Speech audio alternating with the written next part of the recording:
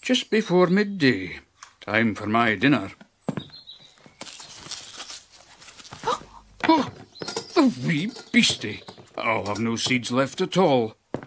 If this carries on, I shall have to borrow a cat from Miss Potter.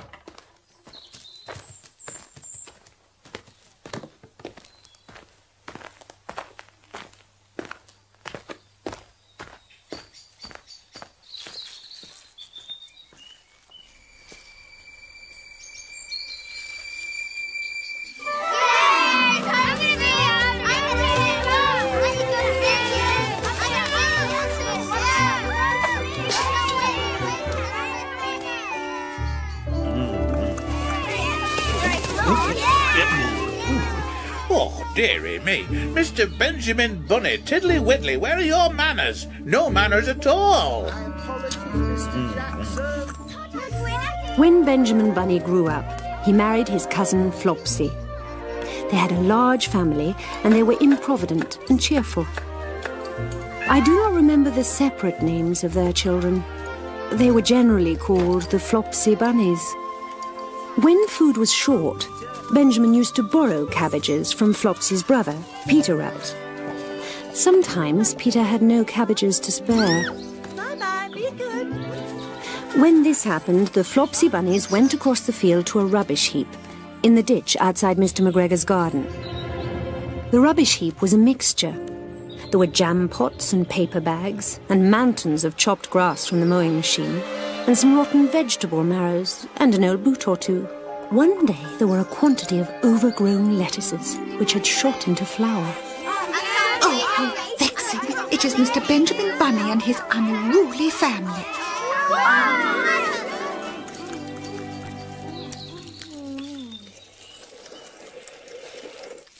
Ah, good. We'll be finished and gone before he's through with that. Good afternoon, ma'am. Pray excuse my youngsters. They've waited over long for their lunch today. Then I think I shall withdraw, Mr. Benjamin, before I am eaten in mistake for a lettuce. That would never do, ma'am. That would never do at all.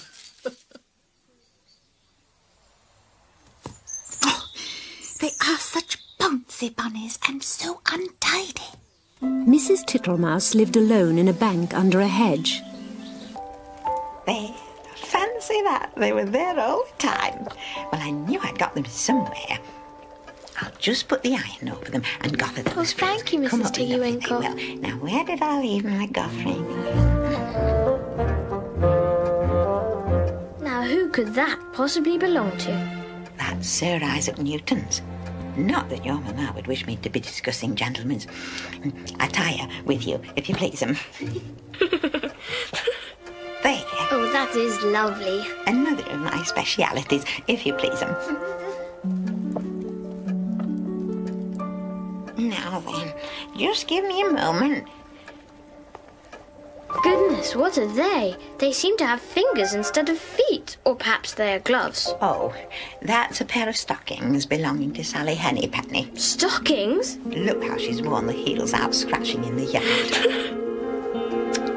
She'll very soon go barefoot. Why, there's another handkersniff. But it isn't mine. It's red. Oh, that one belongs to old Mrs. Rabbit. And it did so smell of onions, I've had to wash it separately. What are these dear, soft, fluffy things? Oh, those are woolly coats belonging to the little lambs at Skelgill. Do their jackets take off? Oh, yes, if you please 'em. Look at the sheep mark on the shoulder. This one's marked for Geesgaff, and 3 that come from Littletown. And what are you doing now? I always has to starch these little dicky shirt fronts. They're Tom Titmouse's and he's most terrible particular. How smart. There. Now I finished my ironing. I'll just hang these up to air. And I take it very kindly if you would hand the things up to me. Of course. Thank you, my dear. Dear me, what happened to this? Now there's a story. As I heard tell, young Master Peter had a narrow escape from Mr. McGregor's garden. Here Mr. McGregor! Stop, thief! Come back here, you wee pest!